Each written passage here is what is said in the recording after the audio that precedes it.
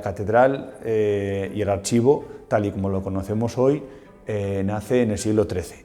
Cuando un obispo decide fundar una catedral, tiene que fundar el archivo de la catedral. Entonces, cuando en el siglo XIII se comienza la catedral, pues a la vez ya se comienza también, junto con el nacimiento de la catedral, el nacimiento del archivo. ¿Qué sucede? Que a lo largo de la historia de esta catedral, el archivo ha tenido distintas ubicaciones. Una primera ubicación que se calcula en torno al siglo XIV, 1358, pensamos que podía estar en la parte de la torre, donde hoy está la torre de la catedral. Pensamos que fue así, tampoco hay vestigios que lo puedan demostrar de una forma ostensible, pero por los planos y por lo que han dicho los estudiosos, podría ser ahí. En el año 1517 se vuelve a hacer una nueva ubicación, que es así que sabemos que estaba aproximadamente en el lado de la epístola, en donde está la capilla de la degollación de San Juan Bautista. Y ya es en el año 1618 cuando se utiliza la actual ubicación, de tal manera que la reforma de la que os hablaba antes se hace sobre esta ubicación del año 1618. El plan director en el conjunto de la catedral, lo primero que hizo fue centrarse en la restauración del archivo tal y como lo conocemos hoy en día. La restauración consistió pues, básicamente en una reforma integral. El archivo había sido utilizado durante muchos siglos, pero prácticamente no se había hecho una actuación en él. Lo cual, cuando se hace el archivo, pues lo que hay que hacer es, de alguna manera, reformarlo todo.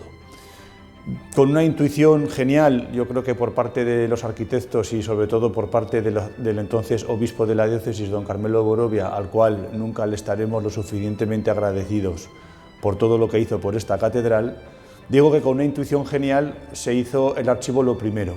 Quizás si no se hubiera hecho lo primero, el archivo no se hubiera hecho, porque el archivo es una obra que no tiene relumbrón turístico, que además no tiene especial importancia en los medios de comunicación, pero en cambio es el alma de la catedral. Consistió en modernizarlo todo. En este fondo de pantalla que tenemos está el antiguo armario donde se guardaban los fondos documentales del archivo. Se guardaban enrollados y ya os podéis imaginar que cada vez que se enrollaba y que se desenrollaba, pues el documento sufría bastante. Entonces lo que se hace es, en primer lugar, es modernizar el mobiliario y después pues, la sala de investigadores y el fondo del archivo y de la biblioteca. Son 170 metros cuadrados de archivo en los que se ha dotado pues, de lo que entonces era lo más moderno que había en la época y que todavía hoy sigue estando vigente y que está a uso de los investigadores.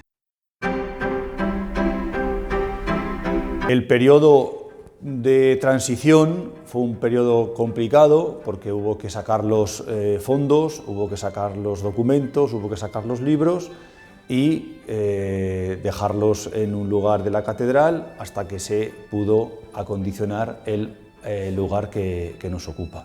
En esto tuvo un protagonismo importante el entonces canónigo archivero, que fue don Manuel Tello, que en paz descanse, y la Asociación de Amigos de la Catedral, que le ayudaron mucho pues, para que esa transición se hiciera de la forma más pacífica posible. El archivo tiene, digamos, dos partes, y si apuráramos un poco más habría que decir que tres. ¿Por qué? Porque por una parte tenemos lo que es la biblioteca, por otra parte tenemos lo que es el archivo, y después dentro del archivo tenemos lo que llamamos el archivo o la biblioteca musical, que de alguna forma esta última forma una entidad en sí mismo y que además digamos que es el más investigado y por lo que más se conoce al archivo de la Catedral de Tarazona, el archivo musical. Eso no quiere decir que lo que no sea del archivo musical no sea de altísima calidad, pero En el caso del archivo musical, pues hay que reconocer que el archivo musical tiene una entidad propia y además una altísima calidad. Hay algunos estudiosos que dicen que es de los mejores archivos musicales de Europa.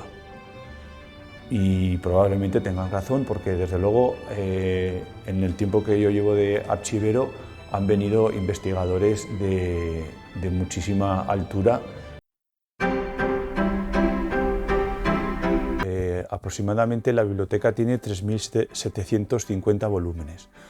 Hay que decir que es una biblioteca clausurada. ¿Qué quiere decir esto? Que es una biblioteca que no realiza préstamos. Es una biblioteca solamente para investigadores y que también recibe muy pocos libros. Normalmente lo que recibimos son pues, revistas especializadas, también catálogos de exposiciones y este tipo de publicaciones, pero no es una biblioteca al uso como puede ser una biblioteca municipal o la biblioteca de otras instituciones.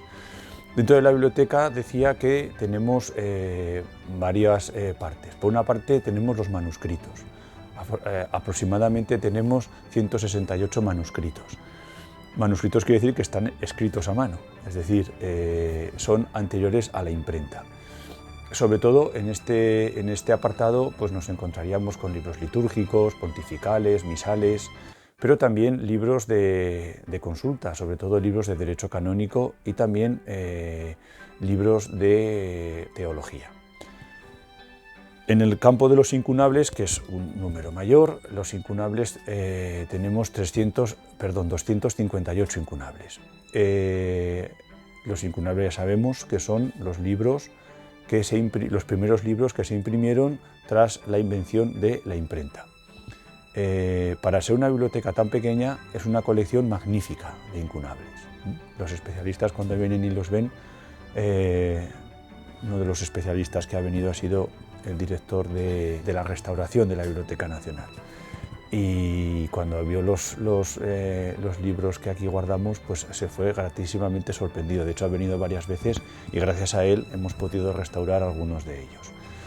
Y finalmente están los demás libros de consulta que consultaban los canónigos que tenía la catedral. Hay que decir, y esto me gusta resaltarlo, que es importante la parte del Renacimiento de la biblioteca. El Renacimiento es un momento de explosión cultural, teológica, patrística, científica y sorprende el nivel intelectual de los canónigos que había en la catedral en aquella época. Viendo lo que leían, uno se puede hacer idea de cómo eran estos capitulares. Y a mí me gusta establecer una relación, una comparación entre la arquitectura de la catedral y la biblioteca, porque aunque nosotros las visitamos por separado, hay que pensar que fueron contemporáneas. Cuando uno ve, por ejemplo, el cimborrio de la catedral y ve las figuras desnudas, en las cuales se mezclan los héroes de la mitología con los héroes bíblicos, algo que después quedó prohibido, uno se da cuenta de que esos canónigos eran hombres muy leídos, hombres muy cultos y que tenían una pasión por la búsqueda de la verdad, que para ellos, como para nosotros, es Jesucristo. Pero no les importaba echar mano de otros recursos que para ellos eran intelectualmente válidos, como podía ser la mitología griega, para llegar a las virtudes cristianas a través de los grandes héroes de las virtudes humanas. Entonces, ese cimborrio que admiramos como una síntesis de la cultura, digamos, clásica y de la cultura cristiana, tiene su origen en esta biblioteca. Es decir, en las estanterías de esta biblioteca se mezclan también los clásicos con los grandes teólogos de la época. Entonces eso me gusta resaltarlo porque es una forma que nos ayuda a entender el conjunto de la catedral. Y después, pues a partir ya de la invención de la imprenta, pues los libros que tenemos, pues los tradicionales libros de consulta que podía tener cualquier otro cabildo. La biblioteca normalmente se ha formado a través de donaciones. los principales donantes y los que digamos le han dado el alma a nuestra biblioteca fueron los hermanos Pérez Calvillo, sobre todo don Fernando, el conocido como el cardenal de Tarazona, donó aproximadamente 99 libros que digamos son el núcleo y además el tesoro principal de nuestra catedral, de la biblioteca de nuestra catedral. También su hermano, don Pedro, también otro obispo importante fue el obispo Martín Cerdán, que también hizo importantes donaciones, y el obispo Pedro Ferriz, que fue cardenal y que además fue el dueño de uno de los palacios más importantes de Roma, el Palacio Farnese. Este cardenal, a su muerte, su biblioteca se dispersó por varios lugares y uno de ellos fue Tarazona.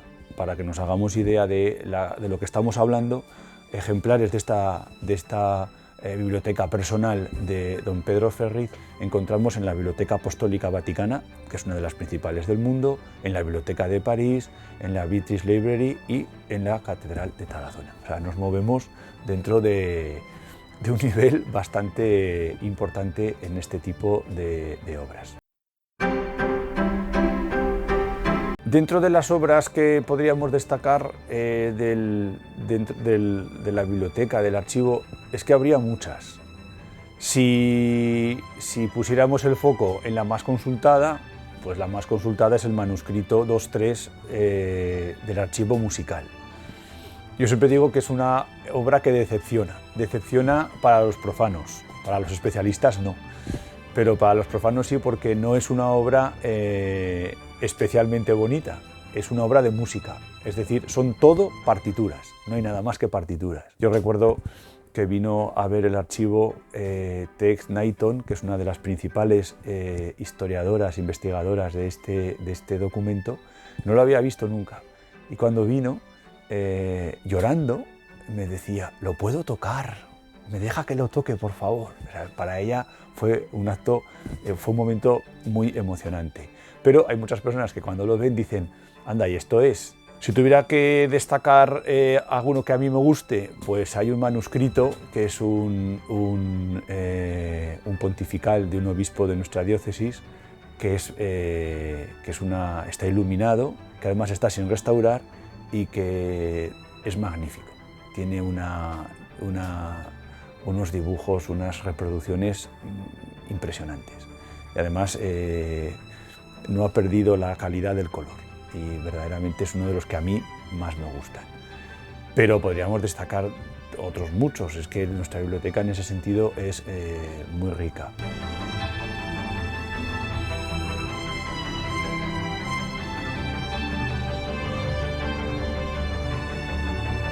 Desde el punto de vista, digamos, del interés científico, pues tenemos un incunable que ya nos describe incluso los eclipses. Otro tesoro que tenemos en nuestro archivo pues es también los documentos hebreos que se guardan que han aparecido pues en las guardas de algunos libros que se restauraron en aquellos siglos y que esos documentos pues se utilizaron para restaurar. Algunos de ellos se han conservado en los mismos libros restaurados y otros de ellos se han sacado. A mí me gusta mucho la carta de Cristóbal Colón, que es una carta que escribió Cristóbal Colón a los reyes católicos, describiéndoles y anunciándoles que había visto lo que nosotros hemos conocido como el Nuevo Mundo. Es, según los estudiosos, de los primeros documentos de propaganda política que se hicieron en la historia y que nosotros guardamos un ejemplar.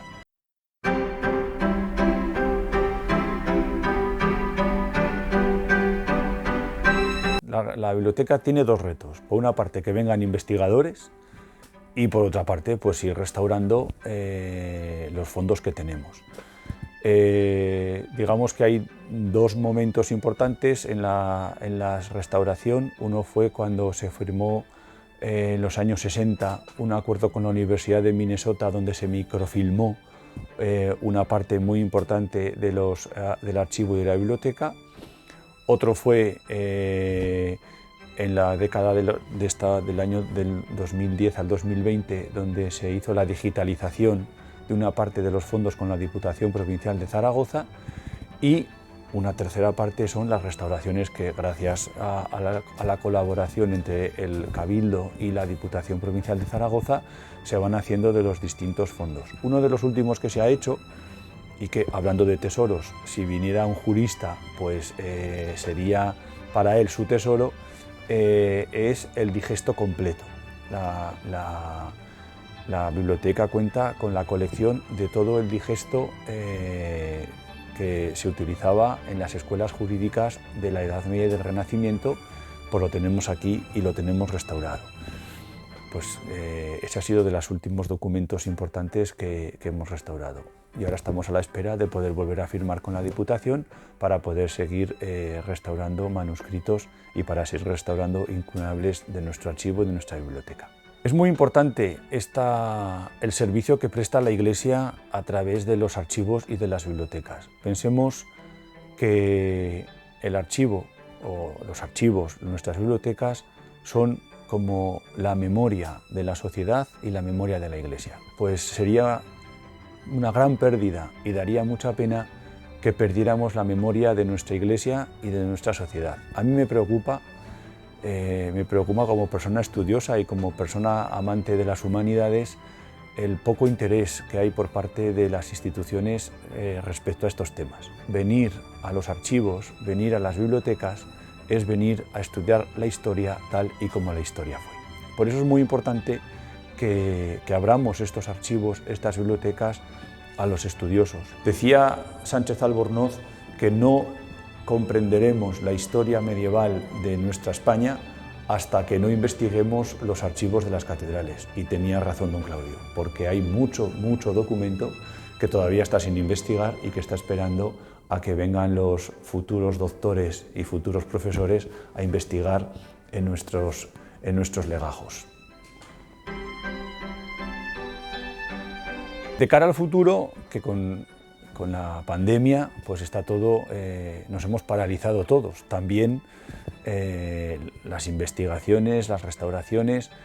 Una vez que haya pasado todo esto, pues tendremos que volver a lo anterior, firmar convenios de colaboración con las distintas instituciones, por supuesto con la Diputación Provincial de Zaragoza para continuar con la restauración de los incunables y de los manuscritos, y también pues, con las distintas universidades, con la Universidad de Zaragoza, con la Universidad San Jorge, con otro tipo de instituciones académicas, para que puedan venir sus alumnos y sus doctorandos. Y a mí me gustaría que también en Tarazona hubiera un mayor interés por venir al archivo a investigar, porque la historia de nuestra ciudad está aquí en estas salas, en estos documentos, y a mí me gustaría que hubiera personas, no solamente gente joven, sino también personas, incluso jubilados, que tienen más tiempo, pues de acuerdo con las instituciones de aquí de nuestra ciudad, pues para poder publicar y para poder sacar a la luz muchos de los tesoros y mucha de la historia rica y grande que tiene nuestra ciudad.